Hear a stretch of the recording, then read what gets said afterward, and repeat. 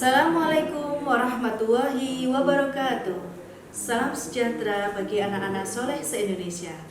Hari ini kita awali dengan senyuman karena masih diberikan Allah kelebihan rahmat untuk mempelajari ilmu-ilmu Allah. Dan yang kita pelajari hari ini adalah tentang Al-Quran. Sebelum kita mempelajari Al-Quran, kita harus tahu adab untuk membaca Al-Quran. Yang pertama, kalian jangan lupa berwudu. Yang kedua, membaca isti'adzah dan basmalah. Baiklah anak-anak soleh sekalian, materi kita hari ini adalah surah At-Tin. Marilah kita baca dengan diawali isti'adzah dan juga basmalah. Perhatikan tulisannya di sini sebagai panduan kita untuk membaca. A'udzu billahi minasy syaithanir rajim. Bacaan isti'adzah harus diawali setiap kita membaca Al-Quran. Bismillahirrahmanirrahim. Wattini wazzaitun. Di sini ada tasdid. Ingat anak-anak, apabila diawali dengan harakat tasdid, maka yang kita baca adalah dua huruf yang dibaca. Yang satunya berhuruf sukun harokatnya, dan yang kedua adalah harokat yang ada di sana. Kalau di sini kasroh, maka bacanya tak sukun dan tak kasroh. Wattini, wazzaituni. Dan jangan lupa mat tobi'i keduanya harus tetap kita perhatikan. Panjang pendek dalam Al-Quran itu juga mempengaruhi arti dan juga cara membacanya. Kita ulangi. Wattini wazzaitun wa turi sinin wa hadzal baladil amin. Ini sama juga ada panjang. Ini merupakan harakat fathah yang dibaca panjang, maka dia diberdirikan. Wa hadzal baladil amin. Laqad khalaqnal insana fi ahsani taqwim. Diulangi. Laqad khalaqnal insana fi ahsani taqwim. Di sini ada dzal dengan bersukun, ada qaf bersukun. Ini adalah bacaan qalqalah. Jadi dia akan dipantulkan namun tidak menambahi hurufnya. Laqad bukan laqad. Laqad bukan laqad. Laqad khalaqnal insana fi ahsani taqwim. Summa radadnahu asfala safilin. Illal ladzina amanu sholihat. Bisa berhenti. Kalau kita berhenti sini, maka kita diawali lagi pada permulaan kata. Wa amilus sholihati falahum ajrun ghairu mamnun. Fama yukadzibuka ba'du biddin. Alaysa Allahu bi ahkamil hakimin. 8 ayat di dalam surat At-Tin ini mempunyai beberapa hukum tajwid yang juga harus kita perhatikan dalam membaca Al-Quran. Karena setiap tanda baca yang memberikan arti itu memberikan makna juga dalam pengertian dan terjemahannya. Di sini ada tasdid, wattini wazzaitun, diperhatikan. Bukan wattini. Nggak ada tak yang disukunkan atau dimatikan. Wattini, jadi ada dua taknya, tak mati dan tak kasroh. Zai mati dan zai fathah. Wattini wazzaitun wa turi sinin wa turi sinin. Ingat, ini adalah mat tobi'i. Mat tobi'i dibaca boleh 4 harokat atau 1 harokat. Yang penting continue atau terus menerus selama satu bacaan. Kalau dari awal kita bacanya 1 atau 2 harokat harus tetap seperti itu. Demikian juga kalau 4 harokat. wattini wazzaitun wa turi sinin wa hadzal baladil amin laqad khalaqnal insana fi ahsani taqwim. Di sini ada nun mati ketemu dengan huruf shin. Kenapa disebut insa? Karena dia terdapat bacaan huruf ikhfa. Maka bacanya adalah samar. Tidak dijelaskan nun mati dan huruf sinnya. Insa, bukan insa, tapi insa. Laqad khalaqnal insana fi ahsani taqwim. Kembali saya ingatkan, di sini ada qalqalah sugro. Karena apa? Dia berada di tengah-tengah kalimat. Laqad, jangan laqad. Kesalahan yang sering kita baca dan tanpa kita sadari adalah ketika qalqalah dipantulkan ada huruf yang berharokat sesudahnya. Seperti ini, laqad, kan ada d-nya, ada fathahnya. Itu sudah menyalahi aturan karena dia adalah huruf sukun. Laqad khalaqnal insana fi ahsani taqwim. Summa gunnah, ada mim mati dengan tanda baca tasdid, dia digunnahkan. Summa radadnahu asfala safilin illal ladina amanu wa amilus solihati falahum ajrun ghairu mamnun fama yukadzibuka ba'du biddin alaysa Allahu bi ahkamil hakimin. Anak-anakku sekalian, dalam membaca Al-Quran, makharijul huruf dan juga panjang dan pendeknya dalam membaca itu juga mempengaruhi dalam pengertian dan terjemahannya. Untuk itu, jangan pernah bosan untuk belajar Al-Quran, baik itu segi makhrajnya ataupun tajwidnya. Nah, anak-anak, selain kita baca bacaan surat Al-Fil atau At-Tin ini, itu maka kita mempunyai kewajiban juga untuk menghafalnya. Itu berarti satu tingkat dalam mempelajari Al-Quran. Pertama, membaca. Kedua, menghafalkan. Dan yang ketiga adalah mempelajari maknanya. Dan paling tinggi adalah mengamalkannya dalam kehidupan sehari-hari. Itu tingkatan dalam mempelajari Al-Quran. Surat At-Tin yang telah kita baca harus kita hafalkan karena kita mempunyai kewajiban untuk menghafalkannya. Bagaimana cara menghafal yang baik? Cara menghafalkan yang baik adalah membacanya secara berulang-ulang. Kalau dalam pelajaran kita baca berulang, maka di dalam sholat tentu harus kita terapkan sehingga kita tidak sengaja untuk menghafalkannya. Setiap sholat ketika membaca surat pendek, kita baca surat At-Tin. Kalau dalam 5 hari kita melaksanakan sholat wajib, maka 5 kali kita baca surat At-Tin. Kalau dalam rokaatnya berbeda, maka 17 rokaat itu kita juga secara tidak sengaja mengulang-ulang dan akhirnya kita hafal surat At-Tin. Baiklah, sekali lagi kita baca bersama-sama. Ingat, isti'adah dan basmalah. A'udzu billahi minasy syaithanir rajim. Bismillahirrahmanirrahim. Wattini wazzaitun wa turi sinin wa hadzal baladil amin. Laqad khalaqnal insana fi ahsani taqwim.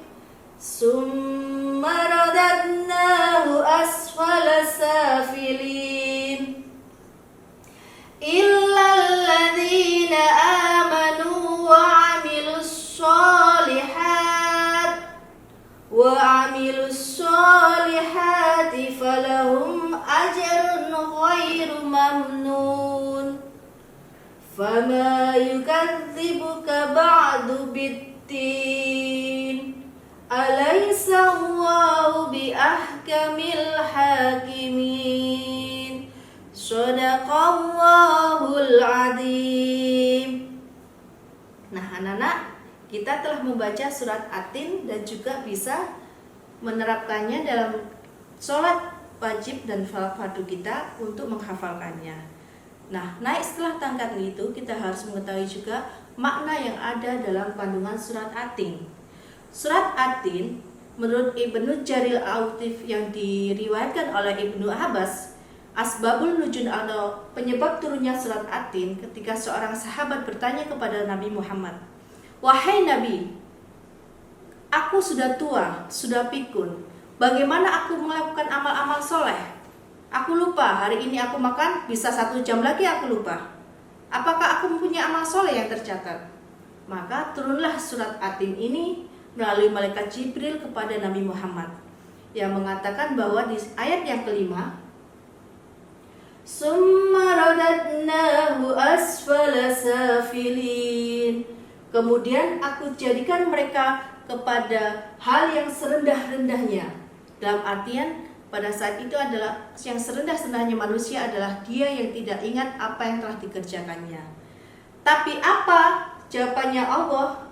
Illalladzina amanu wa amilus solihati falahum ajrun ghairu mamnun.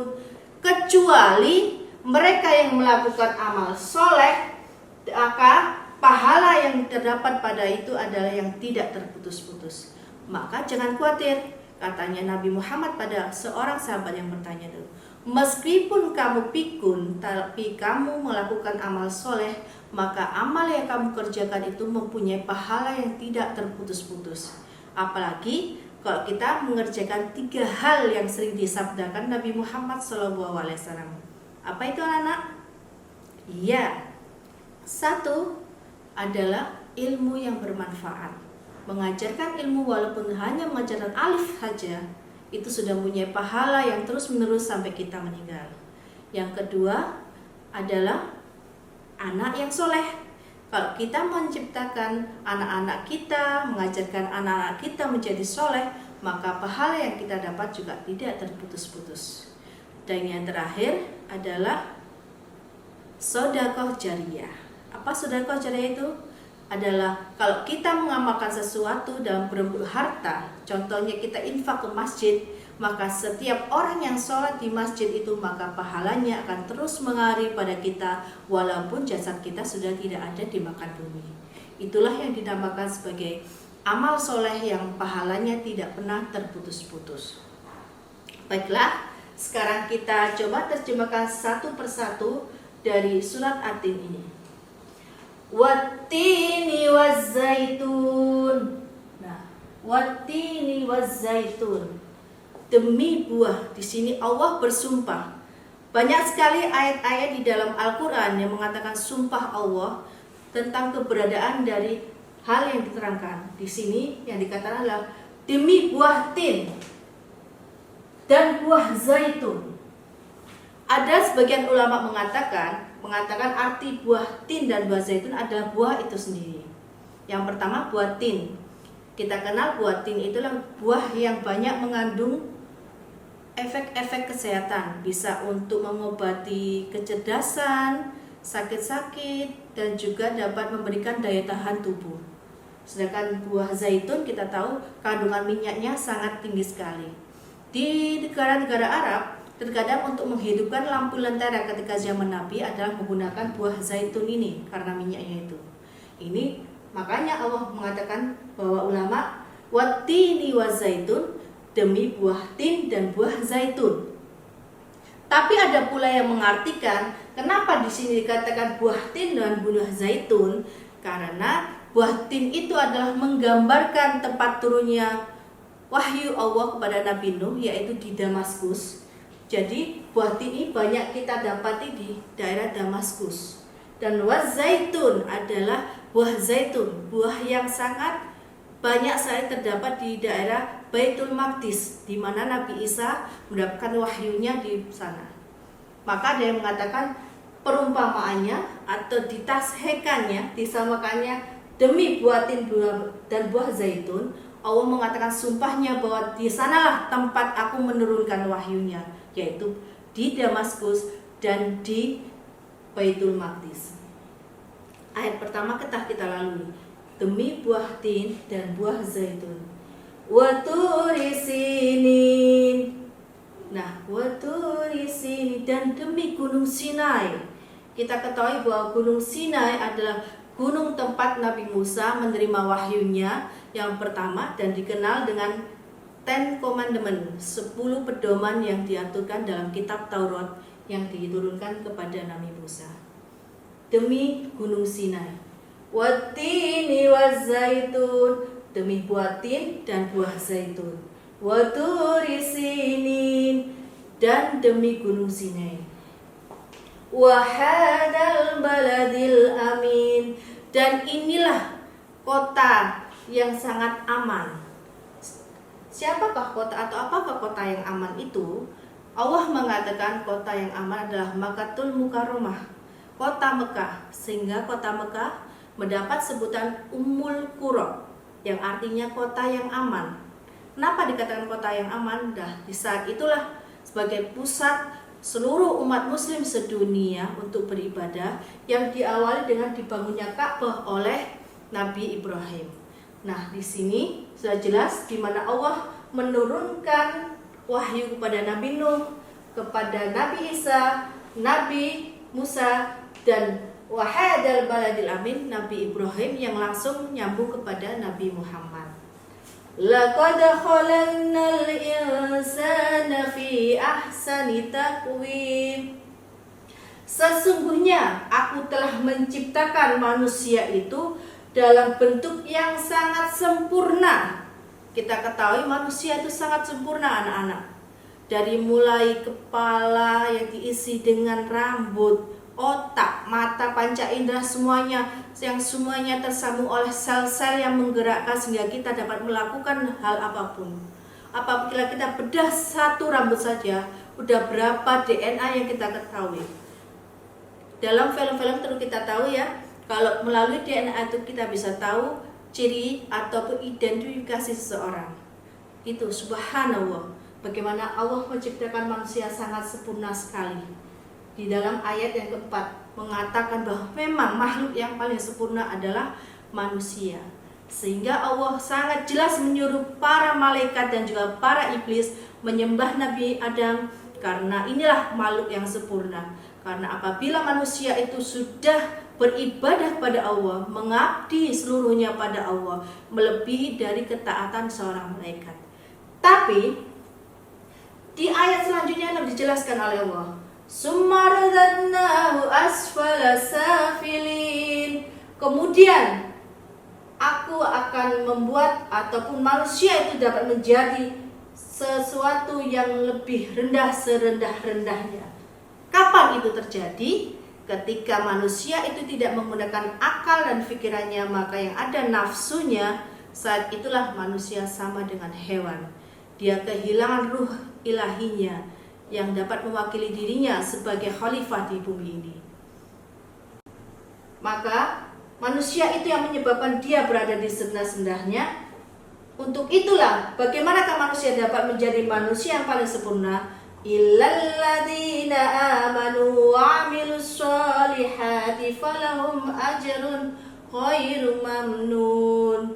Kecuali mereka yang beriman dan melakukan amal soleh, baginya pahala yang tidak terputus-putus. Itulah kesempurnaan manusia dan pahala yang diberikan Allah karena kesempurnaan itu. Fama yukadzibuka ba'du biddin. Maka apa yang dapat kamu dustakan semua dengan adanya seluruh nikmat Allah ini? Alaihissallahu biahkamil hakimin. Bukankah Allah itu adalah sebaik-baiknya hakim di muka bumi ini? Karena Allah kita kenal dengan asmaul husnanya al-adl, maha adil. Maka semua yang diatur oleh Allah baik takdir alam semesta itu adalah adil dan sesuai dengan keberadaannya masing-masing, tanpa ada yang lebih dan ada yang kurang. Nah, anak-anak soleh sekalian, marilah kita sekali lagi lebih lengkapnya untuk baca arti dari surat Atin, biar kita lebih memahami surat Atin setelah kita membaca dan menghafalkannya. Surat yang pertama, ayat yang pertama, Wattini wazzaitun, demi buah tin dan buah zaitun. Waturi sinin, dan demi gunung Sinai. Wahadzal baladil amin, dan demi negeri yang aman ini. Laqad khalaqnal insana fi ahsani taqwim, sesungguhnya kami telah menciptakan manusia dalam bentuk yang sebaik-baiknya. Summa radadnahu asfala safilin, kemudian kami mengembalikan ke tingkat yang serendah-rendahnya. Illal ladzina amanu wa 'amilus sholihati falahum ajrun ghairu mamnun, kecuali orang-orang yang beriman dan mengerjakan amal soleh, maka baginya pahala yang tiada terputus-putus. Fama yukadzibuka ba'du biddin, maka apakah yang membuatmu mendustakan hari pembalasan sesudah itu? Alaihissallahu biahkamil hakimin, bukankah Allah adalah hakim yang paling adil? Inilah dia kandungan yang kita pelajari tentang surat Atin, anak-anak. Jangan lupa untuk senantiasa kita amalkan surat Atin ini dalam setiap bacaan sholat kita, sebagai kewajiban kita untuk menghafalkannya sesudah mempelajari cara membacanya. Dan jangan lupa kita ketahui maknanya dan kita terapkan apa isi yang ada di sana, di mana manusia itu harus menjadi makhluk sesuai ciptaannya yang sempurna, dan jangan jadikan diri kita yang rendah, serendah-rendahnya lebih binatang dengan mengerjakan nafsunya, perbuatan yang tercela, tapi lebih kepada bagaimana kita mampu mengerjakan amal soleh dan menjadi manusia yang bertakwa di sisi Allah Subhanahu wa Ta'ala. Dari Ibu cukup sekian dulu, dan apa yang kita pelajari ini tentunya tidak cukup hanya melalui pelajaran kali ini. Semoga kita dapat bertemu di lain kesempatan. Terima kasih. Walhamdulillah. Wassalamualaikum